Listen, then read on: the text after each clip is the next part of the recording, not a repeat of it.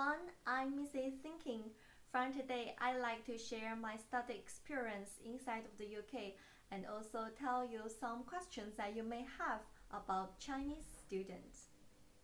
So today, let's talk about the 5 most common questions that a UK student or a foreign student normally feel confused about Chinese students. In the very beginning, when I first time arrived Britain, I introduced myself as, "Hello everyone, my name is Angela." I did not really talk about my Chinese name. You might find that very common among Chinese students and it's very interesting. Why is it? It's actually because when we just start to learn English, we found out our name's pronunciation in terms of pinyin is very far away from English pronunciation. And it is also caused confusion for people when they heard our name from the phone or just from daily talking.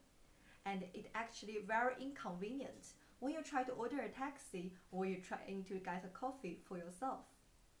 For example, my name is Yuxi, Y-U-X-I. However, normally when I say that name, I normally get spelling as Y-U-S-I.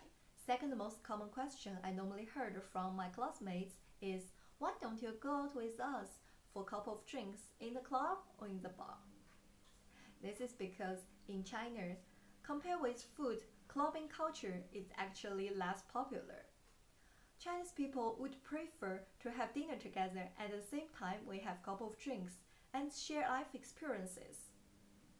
Because of that, when we're feeling lonely, homesick, or we need some time to relax, what we normally do is when we're gathering together and go shopping together, we will make hometown food together.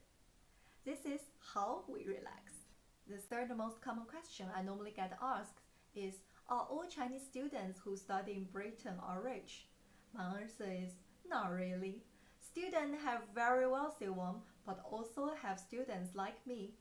We need to get a scholarship. We need to work part-time job as a teaching assistant or as a Mandarin teacher inside of the Britain, just like any other British students, that we also need to do some part-time job to make a living. The fourth question I like to talk about is how Chinese students normally choose universities. In my opinion, the first type is we normally choose according to the QS ranking or the Guardian ranking. Within the overall university ranking, we will choose the better one to go. The second one is actually inside of China, some companies will list universities that they approve or they prefer in UK. In that case, if you want to go that company, for example, like Tencent or Huawei, you would check what is their main list students that they accept or they prefer, and you would normally apply for that university. The final question I'd like to talk about is why Chinese students seem to always stay together and only social in that small Chinese circle.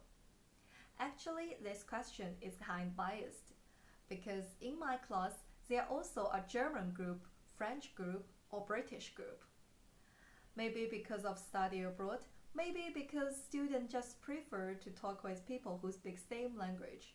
It's actually very common that even students from other European countries, they prefer to stay with people who speak same language with them. So next time when you see it, it's not only Chinese students. You also can see students from other countries that also prefer to stay with themselves. That's it for today. Thanks for your watching. If you have any questions about Chinese students or any experiences you'd like to share with me, please leave your comments below. I'm Mrs. Thinking. See you next time. Bye.